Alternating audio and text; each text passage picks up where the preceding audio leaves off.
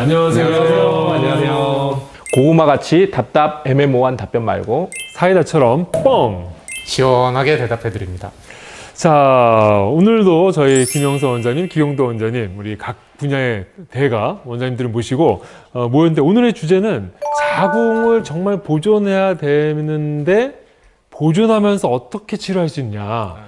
어느 하나만으로 좀 어려운 경우가 있거든요. 이럴 때 정말 다학제적인 접근이 필요할 수 있는데 미션, 자궁을 보존하라. 자궁을 보존하라. 정말 어려운 숙제인 것 같습니다. 저는 이제 산부인과 의사 입장에서 그리고 특히나 이제 저는 부인 종양을 전공했기 때문에 문제가 있으면 이제 제거를 하는 거에 너무 그렇죠. 익숙해져 있고 그래서 이제 그동안에는 저한테 이제 제거 수술을 받으신 분들도 많고 근데 이제 환자분들을 진짜 상담하다 보면 자궁 보존에 대해서 요구사항이 있으신 분들이 꽤 많거든요. 자궁뿐만 아니죠, 사실은. 뭐 예를 들면 간을 수술해야 됩니다. 그러면 충격이죠, 사실. 뭐 위를 수술해야 됩니다. 충격이죠. 그거는 뭐 몸의 일부를 제거를 한다는데. 그래서 아마도 제일 큰 거는 이제 첫 번째 임신에 대한 부분일 거예요. 그냥 일단 임신을 해야 된다 그러면 그러니까 아기를 없거나 이제 아기를 가져야 될 분은 당연히 이제 보존은 기본적인 거고. 근데 그런 부분뿐만 아니라 더 있는 것 같아요. 그러니까 저도 이제 실제 진료를 보다 보면 분명히 출산이 끝났기 때문에 자궁을 제거해도 된다라고 권유를 드리는데 환자분들 입장에서는 이제 아까 김영수 원장 말씀하셨던 것처럼 본인의 어떤 신체에 대한 손상되는 것들에 대한 두려움이 그게 되게 크시고 그다음에 그 이후에 그다음에 이제 자궁이 어떤 여자들의 상징적인 존재인데다가 그리고 또 더군다나 자궁을 제거를 했을 경우 좀 폐경이 빨리 오지 않을까 노화가 빨리 오지 않을까 그다음에 다른 부작용들이 또 생기지 않을까 이런 염려들을 되게 많이 하시는 것 같아요. 수술하고 나서 이제 통증 아니면 뭐 힘이 빠진다 이런 거 우려도 많이 하시는데 그 이유가 무엇이 됐든 간에 그 개개인마다 원하시는 부분이 있거든요. 자궁을 보존하고 싶어 하시는 분들. 그래서 저희가 모였습니다. 어떻게 하면 건강하게 자궁을 보존할 것인가.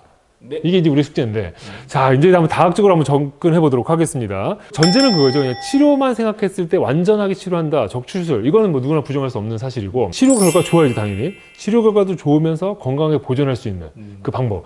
이런 하이프는 뭐 열로 태우는 거고 색전술은 혈관을 막아서 근종을 말려 죽이는 거고 제가 하고 있는 근종 절제 수술은 수술로 제거를 하는 건데 근종이 없어지는 게 사실은 제일 아이디어하죠. 만약에 떼서 없앨 수 있다면 사실 수술만큼 좋은 게 없고요.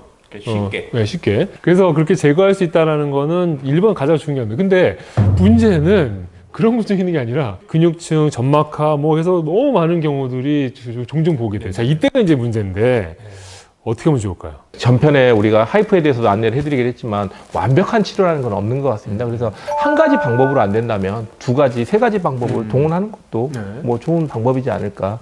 그러니까 환자분과 충분히 상의를 하고 그런 상황에 대해서 환자분이 충분히 이해만 해주신다면. 자, 그래서 이제 그러면은 이제 어느 걸 먼저 하고 어느 걸 나중에 하고 아니면 그 단계 이런 플랜이 중요한 것 같아요. 그래서 이제 예를 들면 점막하 근종이 이제 원래 작으면은 자궁경으로 뗄 수가 있죠. 그렇죠. 보통 이제 저는 개인적으로는 2cm 이상 넘어가는 것들은 좀 무리가 되지 않을까라고 생각을 하는데 뭐 3cm 정도까지는 뗄 수 있을 것 같습니다. 그러니까 만약에 근종도 이제 점막하지만 작다면 그것도 이제 자궁경으로 떼내면 아주 효과적이고. 근데 지금 이제 우리가 하는 주제는 그보다 큰 점막하 근종도 많고 근육 내 근종도 많고. 그 근육층이 그 자라나면서 이제 그 장막, 그러니까 바깥쪽으로 튀어나가는 근종도 있지만은 점막 쪽으로 밀려 들어와가지고 시작은 근육 내 근종이었지만 마치 모양이 이제 점막하 근종처럼 변하고 실제 증상도 점막하 근종에 가까운 증상을 내시는 분들 이런 분들이 문제인 것 같습니다. 자, 그러면 어떻게 접근하면 좋을까요? 근종은 개수도 다양하고 크기도 다양하고 위치도 다양하고 환자분들 상황도 다양하거든요. 임신을 원하느냐 이제 뭐 휴가를 얼마나 낼 수 있느냐 뭐 등등 굉장히 다양한 조건들이 있기 때문에 그거를 고려해서 사실은 이제 고민해서 결정을 해야죠. 그래서 하이프가 사실은 되게 이제 좋다라고 느끼는 거는 저는 점막하 근종인데 자궁 내강 쪽으로 튀어나와서 막 증상은 굉장히 심한데 크기는 한 4, 5cm 정도 되고 이제 수술을 하자니 내막까지 이제 건드려야 되고 그런 경우는 오히려 하이프가 좋은 게 근육으로 둘러싸여 있기 때문에 안전마진이 또 확보가 되거든요. 그래서 하이프가 그런 케이스는 진짜 좋아요. 아, 점막하 근종인데 한 4, 5cm 정도 된다. 또 한 가지 이제 그거의 장점은 시간이 지나면 그 괴사된 조직들이 이제 떨어져 나와가지고 네. 마치 진짜 수술을 한 것처럼 그렇죠. 네. 그냥 완전히 없어지는 경우가 자주 있어요. 네, 그런 경우는 진짜 하이프가 좋습니다. 그러면은 수술을 해야 되는데 수술로 다 제거하기는 힘들 것 같고 그 반대로 하이프로도 다 치료하기가 힘들다. 그러면은 수술과 하이프를 같이 하는 그런 좋은 방법도 경우가 있겠는데요? 많죠, 이제. 그러니까 그런 부분이 되게 중요할 것 같습니다. 제가 수술하는 의사 입장에서 보면 이제 근종을 제거하기 위해서는 자궁에 절개를 해야 되는데 아무래도 절개 부위가 여러 군데가 생기다 보면 자궁의 손상이 커질 수밖에 없고 그다음에 큰 것들은 뭐 절개해서 제거하는데 어렵지 않은데 좀 크기가 작거나 안쪽에 깊숙이 있으면 절개 부위가 점점 커지기 때문에 사실은 자궁을 보존하긴 하지만은 기능적으로는 조금 손상을 받을 우려가 높기 때문에 뭐 자궁의 기능에 손상을 주지 않는 범위 내에서는 수술로 제거를 하고 말씀하신 것처럼 안쪽에 깊숙이 있어서 수술로 제거하다가 좀 기능 손상을 우려가 되는 부분들은 하이프가 도움이 될 것 같아요. 그러면 하이프를 먼저 하는 게 나을까요? 수술을 먼저 하는 게 나을까요? 뭐 그거는 상황에 따라 다릅니다. 예를 들어서 이제 앞에 이제 그 큰 게 있다. 그리고 뒤에 이제 근종이 있다. 그러면 이제 당연히 수술 먼저 해야 되는 거고요. 그렇지 않고 증상이 너무 심한데 작은 게 문제고 그러면 이제 하이프로 증상을 먼저 해결해주고 천천히 이제 수술해서. 이제 또 접근 방법을 다르게 한다면 이제 근종의 범위가 크고 많은 경우에 한 번에 치료하기는 색전술이 좀 편하거든요. 근데 임신에 대한 부분에 영향이 있을 수가 있어서 저희가 기본적으로 임신을 원하는 분 같은 경우는 좀 타겟팅하는 치료를 좀 더 권해드리고 임신을 하지 않아도 되지만 어쨌든 자궁을 보존하기 원하시는 분이다. 근데 이제 자궁이 너무 많다? 근종이. 그러면 그때는 색전술로 해서 일단 다 죽이고 그 다음에 이제 죽었는데 부피 감소가 생기지만 그래도 남은 부피가 큰 분들도 있거든요. 그러면 그때는 또 복강경으로 해서 큰 것만 떼낸다든가 그러면 환자분도 괜찮으시죠? 그런 방법이 있겠네요.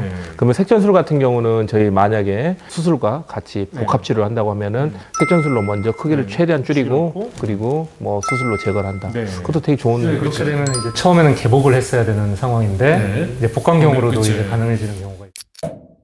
이게 이제 제가 그 유럽 학회 갔다 보니까 이제 프랑스는 이제 의료내랑 의료 제도가 좀 달라서 그런지 거기 이제 돈을 안 내잖아요. 환자분이 돈을 안 내요. 색전술을 하고 그 다음에 수술하는 거를 했더라고요.